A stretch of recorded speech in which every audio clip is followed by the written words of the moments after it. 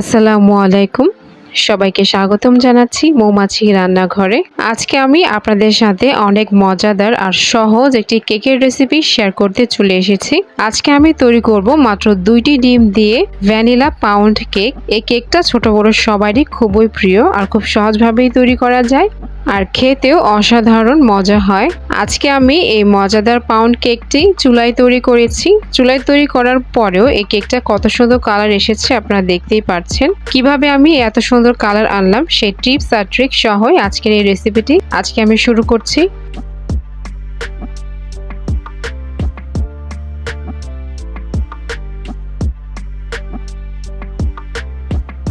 সবার প্রথমে আমি একটি বোল নিয়ে নিয়েছি আর এর মাঝে আমি নিয়ে নিয়েছি 2টো ডিম। আপনারা চাইলে এরকম হুইস্ক দিয়েও এই ডিমটাকে মিক্স করে নিতে পারেন, আবার চাইলে বিটারও ব্যবহার করতে পারেন। বিটার ব্যবহার করলে সময়টা কম লাগে, এজন্য আমি বিটারটাই ব্যবহার করছি। প্রথমে বিটার দিয়ে ডিমটাকে আমি সামান্য একটু ফেটে নিয়েছি। এরপর আমি এখানে ব্যবহার করব চিনি। তো এখানে আমি হাফ কাপ থেকে সামান্য একটু বেশি পরিমাণ চিনি নিয়েছি, আপনারা চাইলে হাফ কাপ দিলেও হবে। তো এই চিনিটাকে আমি অল্প অল্প করে মিশিয়ে তারপর এই মিক্সার দিয়ে ব্লেন্ড করে নেব। তো বিটার দিয়ে বিট করতে করতে দেখতেই পাচ্ছেন ডিম আর চিনিটা খুব ভালো করে মিশে গিয়েছে আর অনেকটা ঘন হয়ে গিয়েছে। উপরে যখন এরকম সাদা সাদা একটা ভাব চলে আসবে তখনই বুঝতে পারবেন যে আপনার মিক্সিংটা একদম পারফেক্টলি হয়ে গিয়েছে। আর অবশ্যই খুব ভালো করে ডিম আর চিনিটাকে মিশাতে হবে যাতে করে চিনিটা একদম ভালো করে এই ডিমের সাথে মিশে যায়।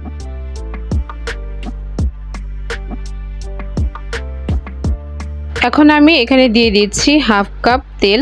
এখানে আমি হাফ কাপ প্লাস 1/4 কাপ তেল ব্যবহার করছি।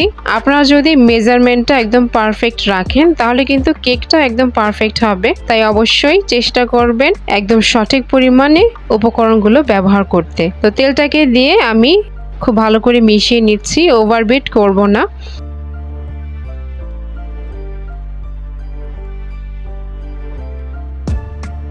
মেশানো হয়ে গিয়েছে। এখন আমি ব্যবহার করছি 1 চা চামচ ভ্যানিলা এসেন্স। আবারও সামান্য একটু মিশিয়ে নিচ্ছি।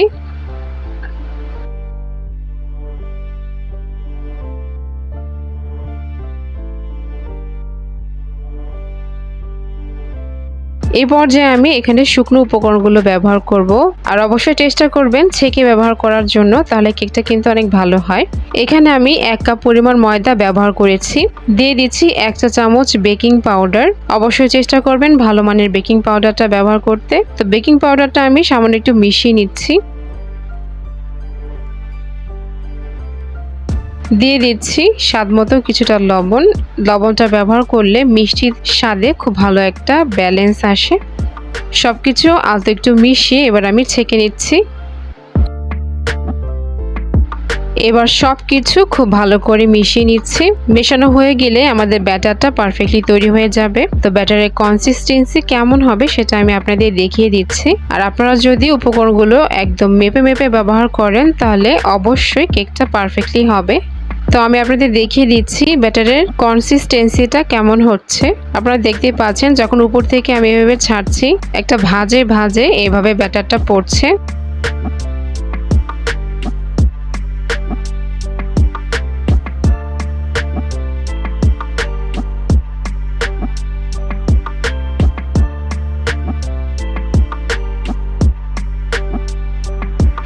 ব্যাটারটা আমাদের একদম তৈরি হয়ে গিয়েছে। এখানে আমি একটা 6 ইঞ্চি মোল্ড নিয়ে নিয়েছি আর মোল্ডে আমি বাটার পেপার বিছিয়ে কিছুটা অয়েল ব্রাশ করে দিয়েছি। এখন আমি এখানে ব্যাটারটা ঢেলে দেব।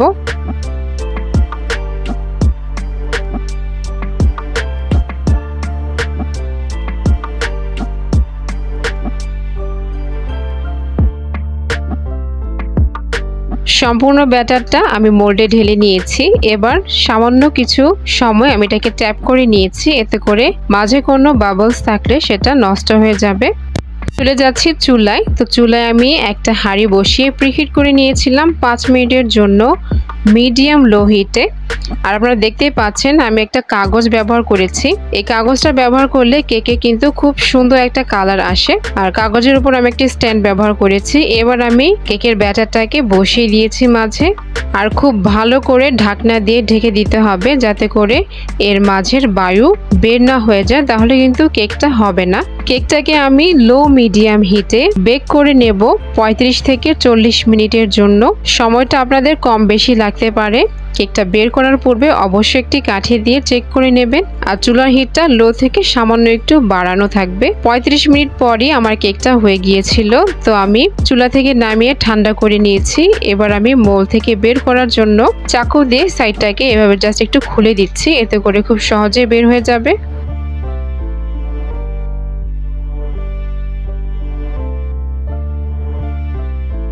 তো কেকটা আমি মোল থেকে বের করে নিয়েছি। আপনারা দেখতেই পাচ্ছেন এর কালারটা কতটা সুন্দর এসেছে। তো আপনারাও যদি চুলায় কেকের এত সুন্দর কালার আনতে চান, এই রকম কাগজ ব্যবহার করে কেকটাকে বেক করলে পারফেক্ট একটা কালার পাবেন।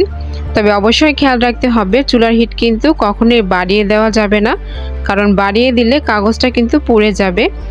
এজন্য লো মিডিয়াম হিটেই আগে হাঁড়িটাকে প্রিহিট করে তারপর এই মোল্ডের কেকটা বসাতে হবে।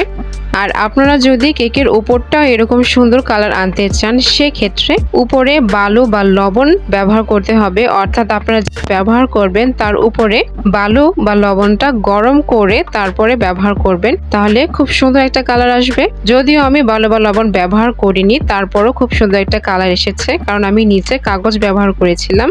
আর কেকটাকে বেক করার সময় অবশ্যই 35 মিনিটের পূর্বে কিন্তু ঢাকনাটা খোলা যাবে না, তাহলে কিন্তু কেকটা চুপসে যেতে পারে। 35 মিনিট পর কেকটাকে চেক করে তারপরে বের করবেন।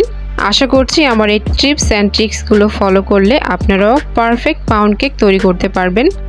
আর আপনারা তো দেখতেই পাচ্ছেন কেকটা আসলেই অনেক ভালো হয়েছে, আর খেতেও মাশাআল্লাহ খুবই ভালো হয়েছিল।